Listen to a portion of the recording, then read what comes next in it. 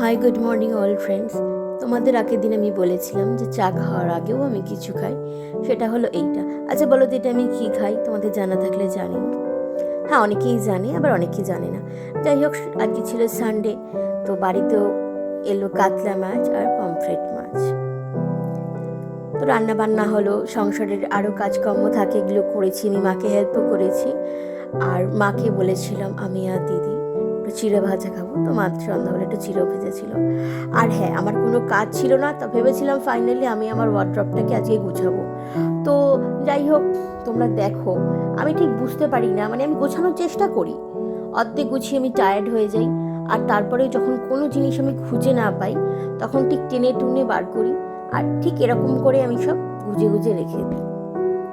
আমি জানি না আমার জিনিসপত্র ধরছে না, কিন্তু দুঃখের কথা হচ্ছে কোথাও যখন আমি যাওয়ার জন্য রেডি হচ্ছি, তখন আমি কিছুই পাচ্ছি না আমার পরার জন্য।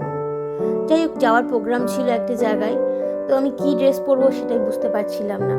আর এখন আমরা সবাই আম্বানির মতো হয়ে গেছি, কি না সবসময় নতুন জামা কাপড় পরতে হবে, না হলে তো হবে না। হ্যাঁ, এই যে ওই ওই ওয়ার্ড্রপ থেকে খুঁজে খুঁজে আমি এগুলো বার করেছি, এগুলো কবে আমি কিনে রেখেছি।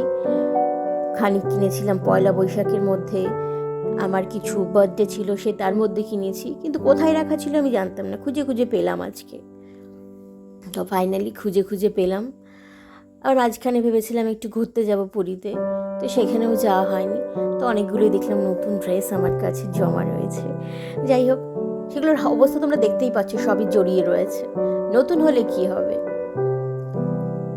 এরকমই। তো সন্ধ্যাবেলা আজকে ওটাকে মোটামুটি আমি একটু পরিষ্কার পরিচ্ছন্ন করেছি। আর এই যে এদিকে মারও হয়ে গেল চিড়ে ভাজা। তো বিকেলবেলা এই চা আর চিড়ে ভাজাটা খেয়েছিলাম। আমার তো দিনটা দারুণ কাটলো। আর টাটা বাই বাই, সবাই খুব ভালো।